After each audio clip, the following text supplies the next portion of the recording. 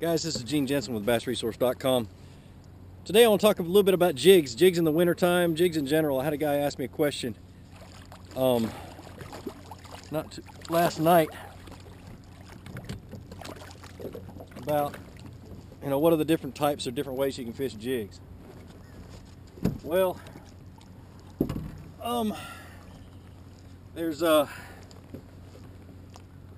there's a lot of confusion about these things. There's so many different type heads. There's different size hooks. There's different. There's swim jigs. There's arky heads. I mean, you just name it. And so it gets kind of confusing, and I can understand that. So how do I dumb it down? How do I make it basic? Holy cow! Let me think. For me, I fish two heads. I have two style heads, or actually three style heads that I really like. One of them I have to make myself, just because I'm a little picky about it. The other two you can buy just about anywhere, but I prefer a jig that I actually designed for Seabird Outdoors. It's on an all-terrain jig, or an all-terrain jig head, and the colors are the colors that I love to fish just about anywhere. It's a green pumpkin, orange, and a little bit of a little off-colored yellow. This is an arky head that I had him make for me. Same skirt. It's got a little bit of brown living rubber in it. I fish it with a rage tail chunk. But let's go back and talk about jig heads. Swim jigs. First of all, take swim jigs and throw them out the door when you're talking about jigs, for the most part. At least in my mind, a swim jig is just a spinnerbait without the blades. So I'm not even going to think about those when I'm talking about jigs. An arky head. Arky head is great in timber and things like that. Great for dragging on the bottom. Great for skipping under docks. And I've got videos about that. But it's a good all-around jig. And then the all-terrain jig can get in and out of brush better than any jig I've ever seen. So that's why I use it. The jig that I tie myself is on what's called a rocker head.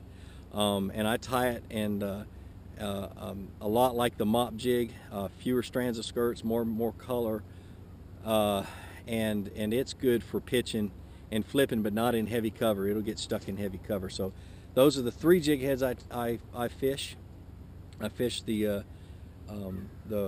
all-terrain jig and the rocker head the most, and then the arky head when I'm fishing in timber and skipping docks. But the different ways you can fish a jig, man, you let the bass tell you. I think of it kind of like a jerk bait. It's always a cadence. When you're dragging it on the bottom, there's always a cadence that the fish like. You can do a drag hop, or you just let the fish tell you. It's all I have to, all I can say about it. In the wintertime, the fish are lethargic. They're real slow. The crawfish that you're imitating are real slow, so you want to drag it slow. Just slowly drag it on the bottom, and then shake it a little bit, and then slowly drag it and shake it. You don't want to bring it off the bottom, if at all. If at all possible, just leave it on the bottom. As the water warms up and the bass get more active, make your crawfish a little bit more active, little hops. But you don't see crawfish flying through the water column like you do a crankbait or spinnerbait or things like that. So think of it as being really slow. I throw it out there, I let it sit. A lot of my pre-spawn patterns that I use, something I try every year as the water's starting to warm up and the bass are moving up to feed, is I'll throw it into some cover. I'll throw it up to the edge of some cover, and I'll let it sit for about 5 or 10 seconds, and then I'll just give it a little shake. Okay, so when the water's in the low 50s and high 40s like it is today, the bass will see it, and they may be a little bit off the bottom, and they'll see it come down, and they'll swim up to it, and they'll just sit there and stare at it for a little bit, and stare at it for a little bit, and they're not moving very fast, so they're not going to swim away immediately. And then all of a sudden it shakes just a little bit, and they'll grab it. And in the wintertime, that space, or as it gets warmer, the space of time between the time it hits the bottom and the time I shake it gets shorter. Excuse me. Other ways you can fish a jig, stroking a jig. Let me kind of explain that. Get a heavy jig, heavy football jig, at 3/4 of an ounce, ounce and a half. I mean, big, heavy jig. and throw it out. I'm not good at this, so I'm not going to try to explain it in great detail, but basically it is, you're fishing ledges and you're yanking it up off the bottom and you're letting it go to a complete slack line. Thought I had a fish there.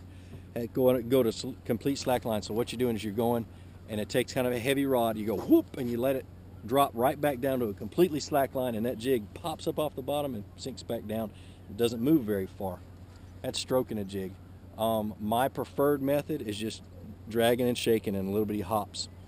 Last spring I was with a buddy of mine, Bobby, and I fished with him quite often, and he likes to, he'll figure out a cadence better than I will when he's dragging, and it was kind of a drag, you know, you drag it just a little bit and drag it a little bit more and then shake it and then hop and then drag and shake it and hop, and right after that hop you get hit every time, and if you did anything different you weren't catching the fish.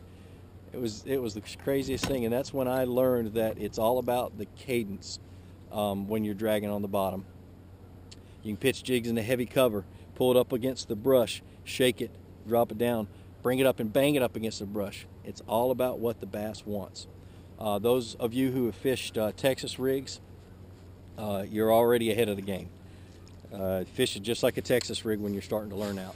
Don't be scared of this sucker. Little fish don't like it. You'll catch little bass on it, but the majority of the time, little bass don't like it, and you're just going to catch the big ones. All right, let's talk about what a bite feels like on a jig. A lot of times, especially if you're using a big jig, the bass will hammer it. You'll just feel it thump, like somebody hit the end of your line with a stick, or you know. One thing I always say is if you don't know what a bite feels like, even on a Texas rig or something that's on the bottom, get a buddy, go out in the backyard, tie your fishing line to a tree or to a stick, or put a weight on it on the other end, and let your line out, and then close your eyes and have your buddy take a pencil and hit your line with a pencil, you know, of 4 or 5 feet above the lure, and memorize what that feels like. That's about what a bite feels like on a Texas rig or a jig. Many times you won't feel a thing. All of a sudden you'll stop feeling your jig. You know, so as you're working it, pay attention to how heavy that jig feels. You'll stop feeling it, and you're either it's either falling, or you know, it's either falling off of a ledge or a bass has picked it up. One of the biggest things I always hear, and I'm so guilty of this, is when in doubt, set the hook. Well, I'm gonna tell you right now, I was wrong saying that. I've always, you know, I realize now that what I do when I think I have a bite, you know, I'll throw it out and I'll let it sink to the bottom. When I think I have a bite, I don't set the hook every time I think I have a bite.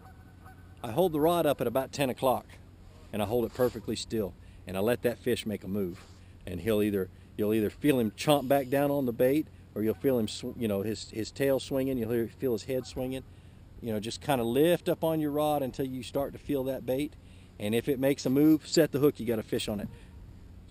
Very seldom do I actually set the hook without bringing my rod up to a semi-tight line and holding it still. Okay, so when in doubt, stop doing anything. Sit there and hold your rod still. One of the things I forgot to mention was, what do I do to modify my jigs depending on conditions? Nothing. I mean, I have found out that for me, a jig, I mean, a bass will hit my big, fat, hairy jigs any time of the year. I will change up my jig trailer every once in a while. If I feel like I'm not getting good enough bites on a big jig trailer, I'll go down to something smaller. You know, I like to put a little baby rage craw on some when it's, you know, when I feel like they want something smaller. It just all depends. But I prefer big, hairy, bulky jigs. This one is kind of middle of the road, not quite as bulky as I usually fish, and it's working pretty good. I've already caught a fish on it, as you saw at the beginning of this video. But another thing is, when you're fishing in the wintertime, when I'm fishing in the wintertime, I'm looking for points. I don't want those long tapering points. I want points that have that are fairly steep on both sides, or at least one side has a creek channel running up against it. I'd love to teach you guys how to fish the fish deep water, but this lake isn't very deep. Its average depth is about 7 to 8 feet.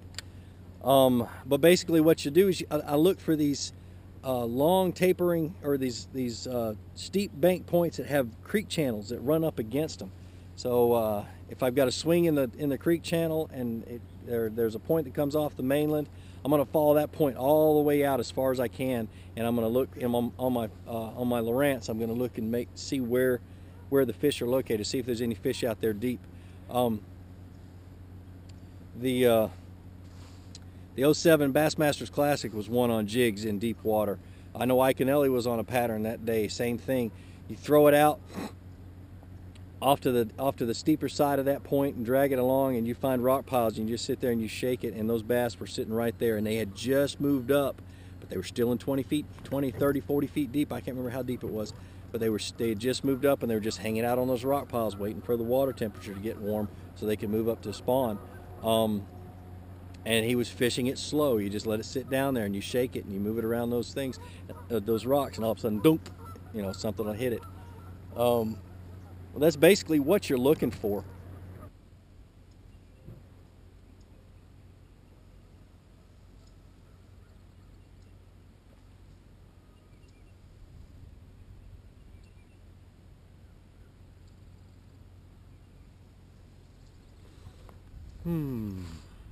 Oh, something. Here we go. Right at the bottom of that drop. Right on the edge of the creek channel is where that one was. So they are starting to stage. And they're sitting down there feeding along the creek channel.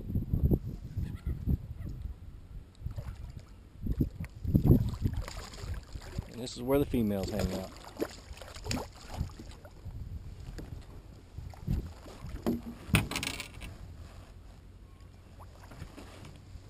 Well, I hope you guys learned a little bit about a jig. One good thing about it is they catch big fish. You'll notice that the size of your fish will increase if you get confidence in one of these suckers. Not a bad fish. But like I always say, visit bassresource.com for the answer to all your questions about bass fishing. Subscribe to my channel. Hit the like button, and so other people can find this video and find my channel. Tell your friends about it. I enjoy teaching you guys. That one's got a little bend in its tail. I enjoy teaching these things that I learn. It makes me learn more. It makes me do a little bit of studying and things like that.